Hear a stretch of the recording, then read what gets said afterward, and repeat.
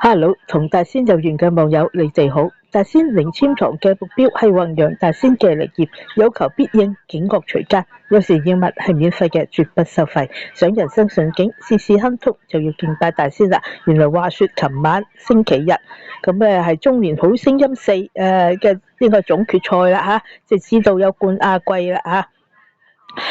咁咧，我記得咧，我喺呢個三月尾啦嚇。就當時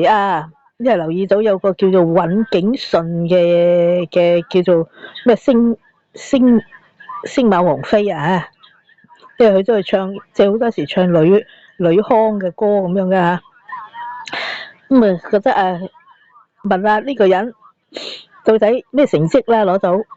咁咧佢攞到支好靚嘅籤嘅1號籤㗎。咁我喺個片度都講啦，我話攞到1號籤喎，非常靚嘅籤嚟嘅喎嚇。咁我話奪冠在望啦，咁果然佢真係大熱奪冠啦，仲攞到好多大獎嘅嚇，成為大贏家啦。咁不過頭先睇到有啲人啲留言就話咧話佢唔記得歌詞忘記歌詞，冠軍又唔應該係佢。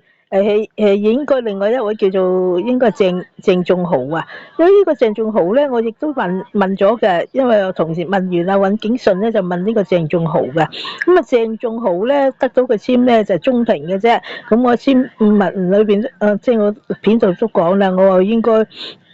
冇乜特別好成績啦，就算你攞都一定唔會係冠軍，至多2、3、4、5、6、7咁樣嚇。不過頭先留意到佢應該就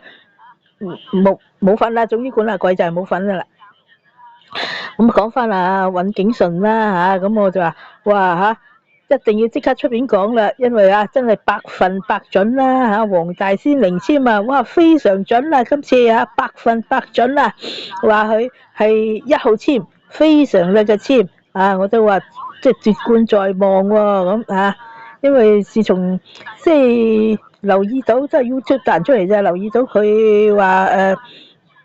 即係呢個尹景順啦嚇，咁跟住我就問完籤啦，出完片啦，跟住都冇乜睇啲咩中年好聲音4啦，因為冇乜特別吸引啊嘛，而家就好少開電視添啦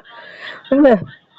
所以都冇乜留意嘅嚇，尋日又冇乜特別尹景順嘅消息啦咁一路我自己呢排都諗我點解冇乜聽到話呢個尹景順即係有啲咩特別咁樣咧冇啊嚇，咁點知頭先睇下 YouTube，有個 YouTuber 就講啦，哎呀尹景順咧原來攞咗冠軍喎，中年好聲音4嘅冠軍喎，哇咁我睇到我咦咁即係支籤就非常準啦，係嘛？所以就即刻出片講下啦，因為尹景順咧就攞咗冠軍啊嘛證明黃大仙嘅籤俾1號籤佢我就話佢奪冠在望，果然真係啦，即係唔好理啦啲人又話做馬又話點唔理佢係咪做馬乜嘢馬啦，總之佢就係攞到冠軍咯證明支籤係好準咯。咁我又唔知佢哋做唔做馬噶嘛，我又唔知佢做邊個馬噶嘛，係咪先？我只係問黃大仙嘅籤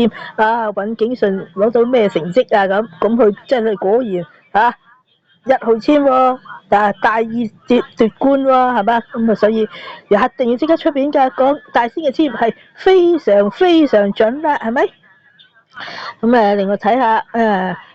呢個咧就係中年好聲音4尹景順啦，我話佢奪冠在望啦，係2026年3月30日出嘅，話佢奪冠在望啦，咁有證據啊嘛，證明我唔係講大話噶嘛，係咪？嗰時應該都係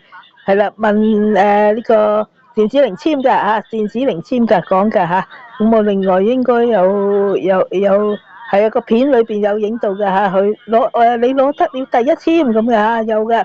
嗰段3月30號嘅片係有嘅證明唔係造假，絕對係真，咁證明咧黃大仙嘅籤係非常靈驗。